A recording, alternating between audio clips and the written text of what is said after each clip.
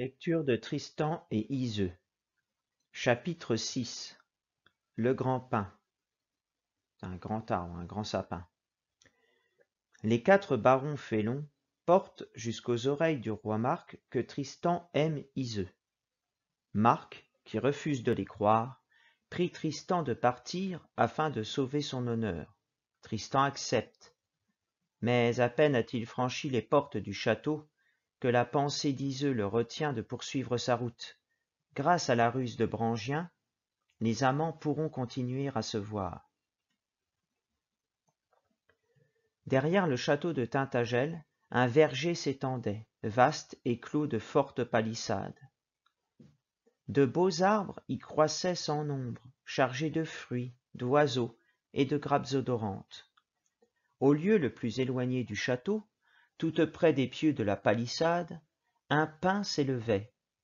Un pin, c'est un grand sapin qui s'élève dans le verger. Il y a plein d'arbres fruitiers et au milieu, il y a un grand sapin, haut et droit, dont le tronc robuste soutenait une large ramure. La ramure, c'est l'ensemble des branches. C'est-à-dire que c'est un sapin qui a beaucoup de branches et dans lequel on peut, si on y grimpe, facilement se cacher. À son pied, une source vive. Donc, il y a une source d'eau, un petit cours d'eau. L'eau s'épandait d'abord en une large nappe, claire et calme, enclose par un perron de marbre. C'est-à-dire que pour marquer cette source, il y avait un petit, un petit monument en marbre. Puis, contenue entre les 2 rives serrées, elle courait par le verger et pénétrant dans l'intérieur même du château, traversait les chambres des femmes. En fait, c'est très particulier.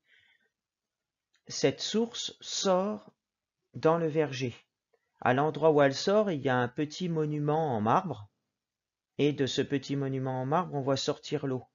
Ensuite, l'eau s'écoule, ça crée un petit ruisseau, et la particularité, c'est que ce petit ruisseau coule jusque à l'intérieur du château de Tintagel, le château du roi Marc, et qu'il traverse la chambre où dorment les femmes du château.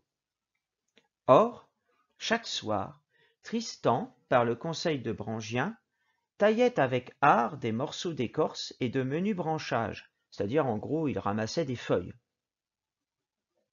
Il prenait de l'écorce sur les arbres fruitiers dans le verger. Il franchissait les pieux aigus et, venu sous le pin, jetait les copeaux dans la fontaine, c'est-à-dire qu'il jetait les feuilles dans le cours d'eau. Léger comme l'écume, il surnageait et coulait avec elle, et dans les chambres des femmes, Yseult épiait leur venue, c'est-à-dire que c'était un signal. Il jetait des feuilles dans l'eau, et quand Yseult, dans la chambre, voyait que des feuilles étaient à la surface du petit ruisseau, elle savait que c'était le signal de Tristan. Ça voulait dire qu'il était là. Aussitôt, les soirs où Brangien avait su écarter le roi Marc et les félons, elle s'en venait vers son ami. Elle s'en vient, agile et craintive pourtant, guettant à chacun de ses pas si des félons se sont embusqués derrière les arbres. Les félons, ce sont tous les barons du roi Marc qui essaient de piéger Tristan et Yseult parce qu'ils ne les aiment pas. Mais dès que Tristan l'a vue, les bras ouverts, il s'élance vers elle. Alors la nuit les protège et l'ombre amie du grand pin. Évidemment, comme ce pin est très grand et a beaucoup de branches, il fait beaucoup d'ombre. Donc même s'il y a de la lune ce soir-là et que le ciel est clair, eh bien sous le pin on est à l'ombre, il fait encore plus noir. Tristan, dit la reine, les gens de mer n'assurent-ils pas que ce château de Tintagel est enchanté et que par sortilège, 2 fois lent, en hiver et en été, il se perd et disparaît aux yeux? Il s'est perdu maintenant. N'est-ce pas ici le verger merveilleux dont parlent les laits de harpe, une muraille d'air, l'enclos de toutes parts, des arbres fleuris, un sol embaumé? Le héros y vit sans vieillir entre les bras de son ami, et nulle force ennemie ne peut briser la muraille d'air. Déjà, sous les tours de Tintagel, retentissent les trompes des guetteurs qui annoncent l'aube. Non, dit Tristan, la muraille d'air est déjà brisée, et ce n'est pas ici le verger merveilleux, mais un jour, amis, nous irons ensemble au pays fortuné dont nul ne retourne. Là s'élève un château de marbre blanc, à chacune de ses 1000 fenêtres brille un cierge allumé, à chacune un jongleur joue, et chante une mélodie sans fin. Le soleil n'y brille pas, et pourtant nul ne regrette sa lumière. C'est l'heureux pays des vivants. Mais, au sommet des tours de Tintagel, l'aube éclaire les grands blocs alternés de sinople et d'azur. C'est-à-dire que le château a des couleurs rouges et bleues, et qu'on les voit quand le jour se lève. C'est donc le matin, on commence à voir le château depuis le verger, ça veut dire que depuis le château on peut voir le verger aussi, et on pourrait les voir, donc ils doivent se séparer. Ise a recouvré la joie, le soupçon de Marc se dissipe et les félons comprennent au contraire que Tristan a revu la reine. Évidemment, comme elle est heureuse, ils savent qu'elle a revu Tristan, ils ne savent pas comment, mais ils savent qu'elle l'a revu. Donc ça les met en colère. Mais Brangien fait si bonne garde qu'ils épient vainement. Enfin le duc André, que Dieu honnisse, dit à ses compagnons, « Seigneur, prenons conseil de Frossin, le nain bossu. Il connaît les 7 arts, la magie et toutes les manières d'enchantement. Il sait, à la naissance d'un enfant, observer si bien les 7 planètes et le cours des étoiles, qu'il compte par avance tous les points de sa vie. Il découvre, par la puissance de Bugibus et de Noiron, ce sont 2 noms qu'on donnait au diable au Moyen-Âge, les choses secrètes. Il nous enseignera, s'il peut, les ruses d'Ise la blonde. » En haine de beauté et de prouesse, le petit homme méchant traça les caractères de sorcellerie, jeta ses charmes et ses sorts, considéra le cours d'Orion et de Lucifer, ce sont 2 planètes, et dit « Vivez en joie, beau seigneur, cette nuit vous pourrez les saisir. » Ils le menèrent devant le roi. « Sire, dit le sorcier, mandez à vos veneurs, c'est-à-dire demandez à vos chasseurs, qu'ils mettent la laisse au limier et la selle aux chevaux. Annoncez que 7 jours et 7 nuits vous vivrez dans la forêt pour conduire votre chasse, et vous me pendrez aux fourches si vous n'entendez pas cette nuit même quel discours Tristan tient à la reine. » Le roi fit ainsi contre son cœur, parce que le roi aime Tristan et Ise, et ça l'embête de les soupçonner et faire des choses contre eux. La nuit tombée, il laissa ses veneurs dans la forêt, prit le nain en croupe, c'est-à-dire que le nain monta derrière lui sur le cheval, et retourna vers Tintagel. Par une entrée qu'il savait, il pénétra dans le verger, et le nain le conduisit sous le grand pin.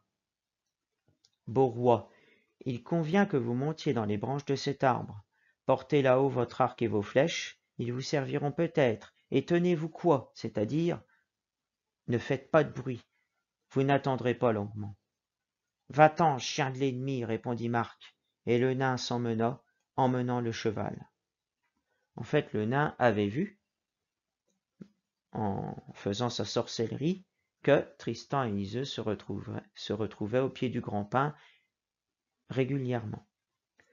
Il avait dit vrai, le roi n'attendit pas longuement. Cette nuit, la lune brillait claire et belle. Caché dans la ramure, c'est-à-dire dans les branches du pin, le roi vit son neveu bondir par-dessus les pieux aigus. Les pieux aigus, c'est la palissade qui entoure le verger. Tristan vint sous l'arbre et jeta dans l'eau les copeaux et les branchages. Mais, comme il s'était penché sur la fontaine en les jetant, il vit, réfléchi dans l'eau, l'image du roi. Ah, s'il pouvait arrêter les copeaux qui fuient, mais non, ils sont déjà partis rapides, dans le courant. Là-bas, dans la chambre des femmes, Ise épie leur venue. Déjà, sans doute, elle les voit à la cour. Que Dieu protège les amants. Elle vient. Assis, immobile, Tristan la regarde, et dans l'arbre, il entend le crissement de la flèche qui s'encoche dans la corde de l'arc. En fait, il entend que le roi Marc est en train de tendre son arc, prêt à les tuer, s'il les surprend. Elle vient, agile et prudente pourtant comme elle avait coutume. Qu'est-ce donc, pense-t-elle? Pourquoi Tristan ne court-il pas ce soir à ma rencontre? Aurait-il vu quelque ennemi? Elle s'arrête, fouille du regard les fourrés noirs. Soudain, à la clarté de la lune, elle aperçut à son tour l'ombre du roi dans la fontaine. Elle montra bien la sagesse des femmes, en ce qu'elle ne leva point les yeux vers les branches de l'arbre. « Seigneur Dieu, dit-elle tout bas, accordez-moi seulement que je puisse parler la première. » Elle s'approche encore, et écoutez, comme elle devance et prévient son ami. Elle lui dit, « Sire Tristan, qu'avez-vous osé m'attirer en un tel lieu, à une telle heure? Maintes fois déjà vous m'aviez mandé pour me supplier, disiez-vous, et par quelle prière? Qu'attendez-vous de moi? Je suis venu enfin, car je n'ai pu l'oublier. Si je suis reine, c'est grâce à vous. Me voici donc. Que voulez-vous? Reine, vous criez merci, afin que vous apaisiez le roi. Elle tremble et pleure, mais Tristan loue le Seigneur Dieu qui a montré le péril de son ami. Oui, reine, je vous ai mandé souvent et toujours en vain.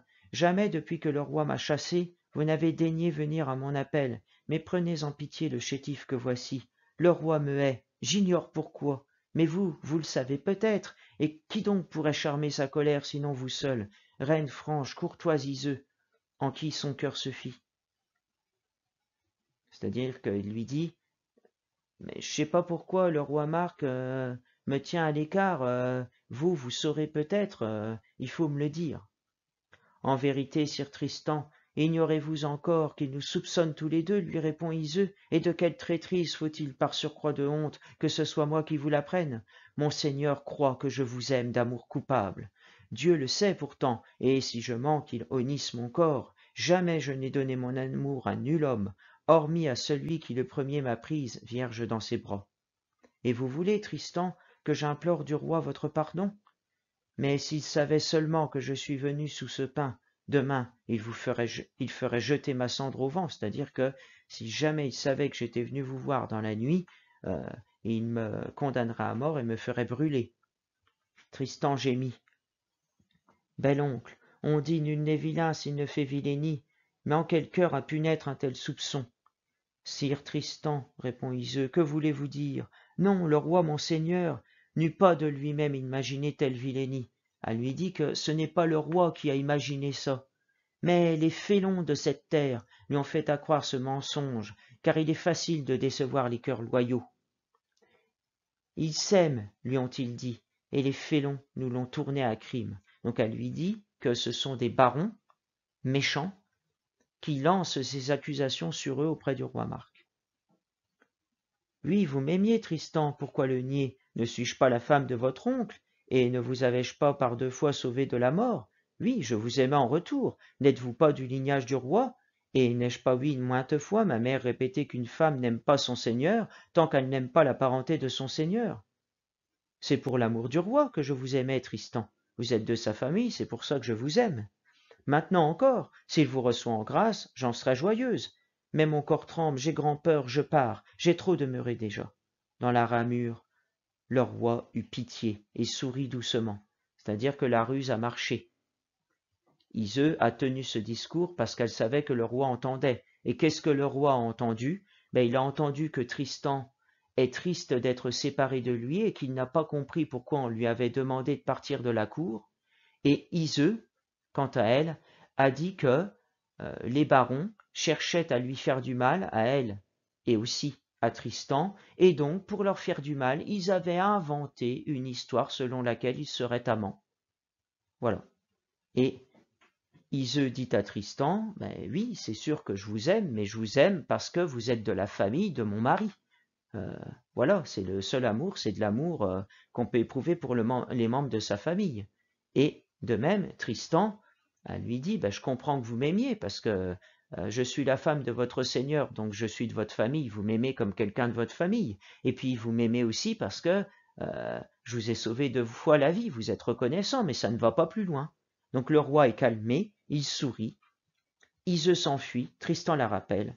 Reine, au nom du Seigneur, venez à mon secours par charité. Les couards, c'est-à-dire les lâches, voulaient écarter du roi tous ceux qu'il aime. Ils ont réussi et le raillent maintenant. Soit je m'en irai donc hors de ce pays, au loin misérable comme j'y vins jadis, mais tout au moins obtenez du roi qu'en reconnaissance des services passés, afin que je puisse sans honte chevaucher loin d'ici, il me donne du sien pour acquitter mes dépenses, pour dégager mon cheval et mes armes. C'est-à-dire que Tristan demande à Iseux que le roi Marc accepte de lui donner de l'argent pour qu'il puisse partir au loin. Non, Tristan, répond Iseux, vous n'auriez pas dû m'adresser cette requête. Je suis seul sur cette terre, seul en ce palais où nul ne m'aime, sans appui, à la merci du roi. Si je lui dis un seul mot pour vous, ne voyez-vous pas que je risque la mort honteuse? Amis, que Dieu vous protège. Le roi vous déteste à grand tort, mais en toute terre où vous irez, le Seigneur Dieu vous sera un ami vrai. C'est-à-dire que Iseu lui dit, ah non, je ne peux pas faire ça. Si jamais je demande de l'argent pour vous au roi Marc, il va se fâcher, il va me punir. Elle part et s'enfuit jusqu'à sa chambre, où Brangien la prend tremblante entre ses bras. La reine lui raconte toute l'aventure, et Brangien s'écrie, « Iseu, madame, Dieu a fait pour vous un grand miracle. Il est père compatissant, et ne veut pas le mal de ceux qu'il sait innocents. » Sous le grand pin, Tristan, appuyé contre le perron de marbre, se lamentait. « Que Dieu me prenne en pitié et répare cette grande injustice que je souffre de mon cher Seigneur. » Quand il eut franchi la palissade du verger, le roi dit en souriant, « Mon beau neveu, béni soit cette heure. Vois la lointaine chevauchée que tu préparais ce matin. Elle est déjà finie. » C'est-à-dire que le roi dit qu'il va rappeler Tristan auprès de lui. Tristan avait prévu de partir très loin de la Cornouaille pour qu'il n'y ait plus de problème, mais le roi, qui est convaincu maintenant qu'il est innocent, dit qu'il va le rappeler auprès de lui. Là-bas, dans une clairière de la forêt, leur nain Frosin interrogeait le cours des étoiles. Il y vit que le roi le menaçait de mort. Il noircit de peur et de honte, enfla de rage et s'enfuit prestement vers la terre de Galles. C'est-à-dire que pendant que tout ça se déroulait, le nain Frosin, qui avait, c'est l'image d'une boule de cristal, où il voyait ce qui se passait dans le verger, a bien vu que le roi avait cru à l'histoire de Tristan et Iseu, et qu'il était très en colère contre lui, le nain, qui avait osé accuser Tristan et Iseu d'une pareille honte, d'une pareille infamie, et si Marc remet la main dessus, sur ce nain, eh bien, il va le faire tuer, il va le faire exécuter pour le punir. Donc le nain se sauve momentanément, puisque malheureusement, il va revenir après.